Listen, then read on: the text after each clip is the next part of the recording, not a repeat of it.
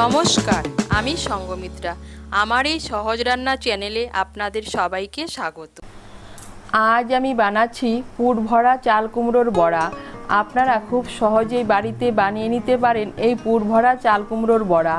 আপনাদের যদি এই রেসিপিটি ভালো লাগে তাহলে লাইক এবং শেয়ার করবেন, আর রেসিপিটি কেমন হয়েছে কমেন্ট করে জানাবেন। আরও নতুন নতুন রেসিপি পাওয়ার জন্য চ্যানেলটিকে সাবস্ক্রাইব করবেন। ধন্যবাদ।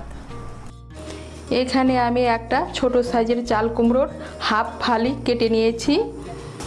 আমি খোসাগুলো ছাড়িয়ে এইভাবে কেটে নিয়েছি।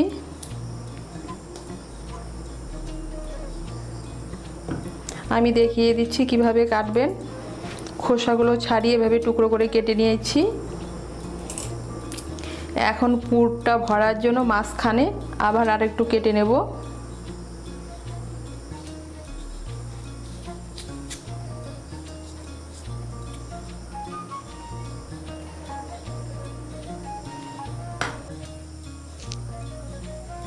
এখন এগুলোকে আমি ভাপিয়ে নেব। কুমড়োগুলো ভাপানোর জন্য কড়াইতে জল বসিয়েছি। এর মধ্যে আমি দিয়ে দিচ্ছি সামান্য একটু নুন। এর মধ্যে আমি কেটে রাখা কুমড়োগুলো দিয়ে দেব।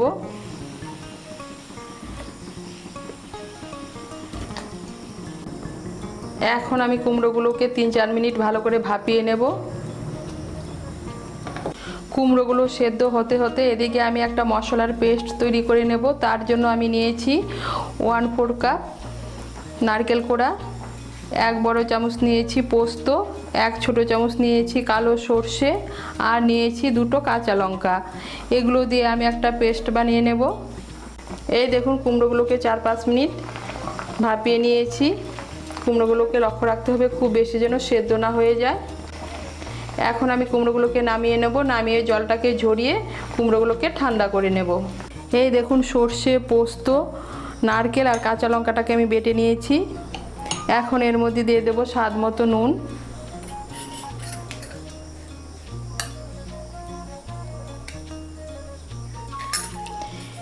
দিয়ে দেব সামান্য একটু হলুদের গুঁড়ো,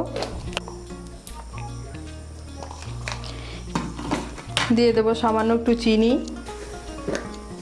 চিনিটা অপশনাল, আপনারা যদি পছন্দ না করে না দিলেও চলবে।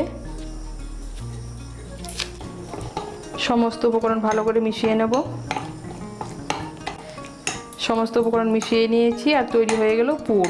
এখন আমি এটাকে সাইডে রেখে দেব। রেখে দিয়ে আমি ব্যাটারটা বানিয়ে নেব। ব্যাটারটা বানানোর জন্য এখানে আমি একটা বোল নিয়ে নিয়েছি। এর মধ্যে আমি নিয়ে নিচ্ছি 1/2 কাপ বেসন, নিয়ে নিচ্ছি 1/4 কাপ চালের গুঁড়ো, নিয়ে নিচ্ছি স্বাদ মতো নুন, নিয়ে নিচ্ছি সামান্য একটু হলুদের গুঁড়ো, নিয়ে নিচ্ছি 1/2 চামচ লঙ্কার গুঁড়ো, দিয়ে দিচ্ছি এর মধ্যে 1/4 টিস্পুন কালো জিরে, আর দিয়ে দিচ্ছি 1 ছোট চামচ গোটা পোস্ত। সমস্ত শুকনো উপকরণগুলোকে ভালো করে মিশিয়ে নেব। মিশিয়ে নিয়েছি। এখন অল্প অল্প জল দিয়ে একটা ব্যাটার বানিয়ে নেব।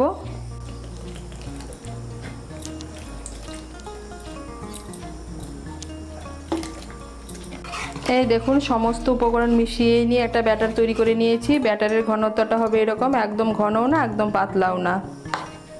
এখন আমি ব্যাটারটাকেও সাইডে রেখে দেব। রেখে দিয়ে আমি কুমড়োর ভিতরে পুরটা ভরে নেব। এই দেখুন, কুমড়োগুলোকে ভাপিয়ে নিয়ে জলটাকে ঝরিয়ে ঠান্ডা করে নিয়েছি। এখন একটা করে কুমড়ো নেব, নিয়ে এর মধ্যে পুরটা ভরে দেব।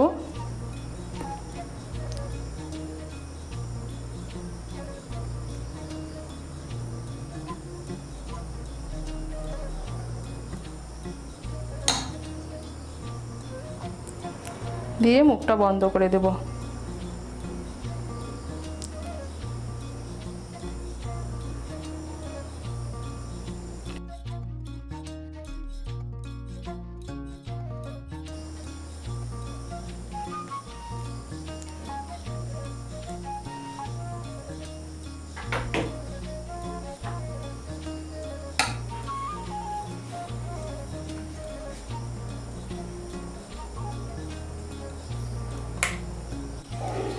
এইভাবে আমি সবগুলো কুমড়োর ভিতরে পুর ভরে নেব।